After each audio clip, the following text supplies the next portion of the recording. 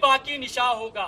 Welcome, मैं हवलदार Vishal Chhetri, 3rd battalion दी 9 Gorkha rifle चिंडेट 56 mountain brigade की तरफ से आप सभी लोगों का इस कारगिल वॉर मेमोरियल पर हार्दिक अभिनंदन करता हूं। यह कारगिल वॉर मेमोरियल कारगिल शहीदों की याद में नवंबर 2004 को बनाया गया था। इस कारगिल वॉर मेमोरियल को द्रास सेक्टर में बनाने का मुख्य कारण यह था कि कारगिल युद्ध का एक बड़ा भाग द्रास सेक्टर में ही लड़ा गया था। इसके अलावा आप लोग जिस स्थान पर खड़े हैं, यहाँ से उन पहाड़ियों की चंद एक चोटियां नजर आती है जहां पर पाकिस्तानी आर्मी अपना कब्जा जमाए बैठी थी, जिनके नाम इस प्रकार हैं। आपके सामने जो पहाड़ी दिखाई दे रही है, नाम तोलोलिंग। अगर आप लोग अपनी नजर थोड़ा बाएं की ओर स्काईलाइन पर ले जाए तो 3 पिंपल दिखाई देंगे, नाम तोलोलिंग टॉप। तोलोलिंग टॉप से बाएं की ओर बढ़ता हुआ पर अगर आप लोग अपनी नजर पूरा बाएं की ओर स्काईलाइन पर ले जाए तो 2 नोकीली चोटियां दिखाई दे रही है। दाहिने वाली नोकीली चोटी नाम टाइगर हिल।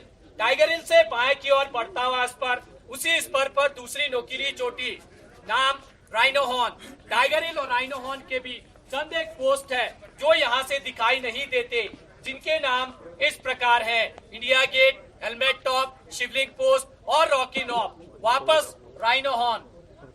राइनो हॉर्न से बाएं की ओर बढ़ता हुआ पर सबसे बाएं वाला ऊंचा टॉप जो फार डिस्टेंस पर दिखाई देता है, जो कि पूरा बर्फ से ढका हुआ है, नाम .4875। .4875 को हम बत्रा टॉप के नाम से भी जानते हैं, क्योंकि कैप्टन विक्रम बत्रा यहाँ दुश्मनों से लड़ते हुए वीर गति को प्राप्त हुए थे। आप लोग जिस रास्ते से आए हैं उसे NH1 के नाम से जाना जाता है। यह रास्ता लेह और कारगिल को श्रीनगर से जोड़ता है।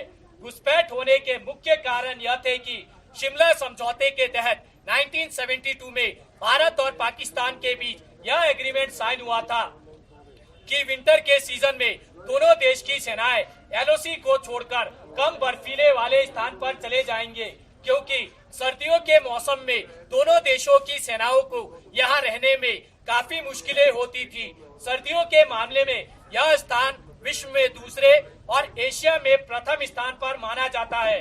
9 जनवरी 1995 में यहाँ का टेम्परेचर -60 डिग्री सेल्सियस रिकॉर्ड किया गया था। 1998 के विंटर के दौरान जब हमारी भारतीय सेना LOC को छोड़कर कम बर्फीले वाले स्थान पर चली गई, तो धोखे से पाकिस्तानी सेनाओं ने हमारे पोस्टों पर कब्जा कर लिया। 99 के समर के दौरान जब हमारी भारतीय सेना दोबारा अपने पोस्टों पर गई, तो देखा गया कि पाकिस्तान आर्मी के 3 इन्फेंट्री ब्रिगेड तकरीबन ऐसी 400 चोटियों पर अपना कब्जा जमाए बैठे थे। यह इलाका घुमरी से लेकर साउथ ग्लेशियर तक तकरीबन 150 किलोमीटर एरिया कैप्चर किया हुआ था। कारगिल युद्ध 20 मई 1999 को शुरू हुआ और 26 जुलाई 1999 को संपन्न हुआ। इसीलिए प्रत्येक वर्ष 26 जुलाई को विजय दिवस के रूप में इस कारगिल वॉर मेमोरियल पर मनाया जाता है। आप लोगों के सामने तोलोलिंग पहाड़ पर दुश्मन अपना कब्जा जमाए बैठा था। भारतीय सेना की ओर से तोलोलिंग पर कैप्चर करने के लिए 18 ग्रेनेडियर बटालियन को डिटेल किया गया। 18 ग्रेनेडियर बटालियन द्वारा ऑपरेशन को लॉन्च किया गया, परंतु दुश्मन की अच्छी पोजीशन और प्रभावशाली फायर के कारण बटालियन की मूवमेंट को रोक दी गई। मूवमेंट केवल अंधेरी रात और खराब मौसम में ही सफल हो सका। काफी दिनों के संघर्ष के बाद बटालियन अपना फर्म बेस बनाने में सफल रही। 18 ग्रेनेडियर बटालियन का साथ देने के लिए 2 Rajputana rifle, 18 Garhwal rifle, 13 Jammu and Kashmir rifle और 1st नागा बटालियन को डिटेल किया गया। सभी ही बटालियनों ने अच्छी प्लानिंग के साथ 20 मई से लेकर 24 जून 99 तक चले संघर्षपूर्ण ऑपरेशन के दौरान अलग अलग दिशाओं से हमला किया, दुश्मन को मुंहतोड़ जवाब दिया और दोबारा तोलोलिंग पर कैप्चर किया। इस ऑपरेशन के दौरान भारतीय सेना को काफी नुकसान उठाना पड़ा। इस ऑपरेशन के दौरान भारतीय सेना के 4 ऑफिसर, 3 जूनियर कमीशन ऑफिसर और 19 जवान वीरगति को प्राप्त हुए। तोलोलिंग पर अपना कैप्चर करने के बाद भारतीय सेना का ध्यान सीधा टाइगर हिल की तरफ गया, क्योंकि वहां बैठा दुश्मन डायरेक्ट NH1 पर प्रभावित फायर डाल रहा था, जिससे हमारी सेना की कॉन्वॉय और सिविल गाड़ियों को आने जाने में काफी मुश्किलें हो रही थी। टाइगर हिल पर कैप्चर करने के लिए भारतीय सेना की ओर से 18 ग्रेनेडियर बटालियन और 8 सिख बटालियन को डिटेल किया गया।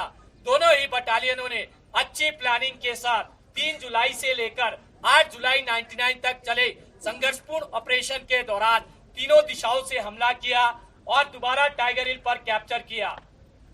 इस ऑपरेशन के दौरान भारतीय सेना को काफी बड़ा नुकसान उठाना पड़ा। इस ऑपरेशन के दौरान भारतीय सेना के 2 ऑफिसर, 4 जूनियर कमीशन ऑफिसर और 30 जवान वीरगति को प्राप्त हुए। इसी ऑपरेशन के दौरान 18 ग्रेनेडियर बटालियन के ग्रेनेडियर योगेंद्र सिंह यादव की महान बहादुरी और अदम्य साहस को देखते हुए उन्हें परमवीर चक्र से सम्मानित किया गया और उन्हीं के party commander lieutenant Balwan Singh की महान बहादुरी को देखते हुए उन्हें महावीर चक्र से सम्मानित किया गया। .4875 को हम बत्रा टॉप के नाम से भी जानते हैं। कैप्टन विक्रम बत्रा की महान बहादुरी को देखते हुए उन्हीं की battalion 13 Jammu and Kashmir rifle को .4875 पर कैप्चर करने के लिए डिटेल किया गया और उसी के दूसरे फीचर पिंपल 1, पिंपल 2 और वेलबेक पर कैप्चर करने के लिए 17 जाट बटालियन को डिटेल किया गया और ट्विनबम पर कैप्चर करने के लिए 2 नागा बटालियन को डिटेल किया गया। तीनों ही बटालियनों ने अच्छी प्लानिंग के साथ 4 जुलाई से लेकर 10 जुलाई 99 तक चले संघर्षपूर्ण ऑपरेशन के दौरान चारों दिशाओं से हमला किया, दुश्मन को मुंहतोड़ जवाब दिया और दोबारा तीनों पोस्टों पर कैप्चर किया। इस ऑपरेशन के दौरान भारतीय सेना को काफी बड़ा नुकसान उठाना पड़ा। इस ऑपरेशन के दौरान भारतीय सेना के 3 ऑफिसर और 27 जवान वीरगति को प्राप्त हुए। के दौरान कैप्टन विक्रम बत्रा की महान बहादुरी और अदम्य साहस को देखते हुए उन्हें मरणोपरांत परमवीर चक्र से सम्मानित किया गया और उन्हीं की बटालियन के राइफलमैन संजय कुमार की महान बहादुरी और अदम्य साहस को देखते हुए उन्हें भी परमवीर चक्र से सम्मानित किया गया और कैप्टन अनुज नायर की महान बहादुरी को देखते हुए उन्हें मरणोपरांत महावीर चक्र से सम्मानित किया गया। इसके अलावा कारगिल युद्ध के दौरान जिन जिन जवानों ने भारत माँ की रक्षा करते हुए अपने प्राणों की आहुति दी है, उन सभी के नाम इस कारगिल वॉर मेमोरियल पर दर्ज है। यह कारगिल वॉर मेमोरियल कारगिल युद्ध का गवाह है। इस पूरे कारगिल ऑपरेशन के दौरान हमारी भारतीय सेना के 559 सैनिक शहीद हुए और 1536 सैनिक घायल हुए। आप लोगों के बाएं कारगिल वॉर के अलावा 1947 से लेकर अब तक इस इलाके में जितने भी शहीद हुए, उन सभी शहीदों की वीर भूमि तैयार की गई है, जिन्हें आप लोग देख सकते हैं। आप लोगों के दाहिने हट ऑफ रिमेम्बरेंस, इसके अंदर सभी बटालियनों की हिस्ट्री है, जिन बटालियनों ने कारगिल युद्ध के दौरान हिस्सा लिया था। ऑपरेशन विजय के कुछ फोटोग्राफ्स और पाकिस्तान आर्मी के कैप्चर किए गए हथियार, अम्युनिशन, डॉक्यूमेंट, जिन्हें आप लोग देख सकते हैं। आप लोगों के सामने नेशनल फ्लैग, पोल की लंबाई 100 फीट, फ्लैग का size 37 into 25 feet, flag foundation of India द्वारा 26 जुलाई 2012 को विजय दिवस की 13वीं वर्षगांठ पर उपहार स्वरूप भेंट किया गया था। इन शहीदों के बलिदान को किन्हीं भी शब्दों में बयान नहीं किया जा सकता। अंत में मैं आप सभी लोगों से यही गुजारिश करना चाहूंगा कि आओ झुककर करे सलाम उन्हें जिनके मुकद्दर में ये मुकाम लिखा होता है। बड़े ही खुशकिस्मत है वे लोग जिनका लहू वतन के काम आता है। जय हिंद।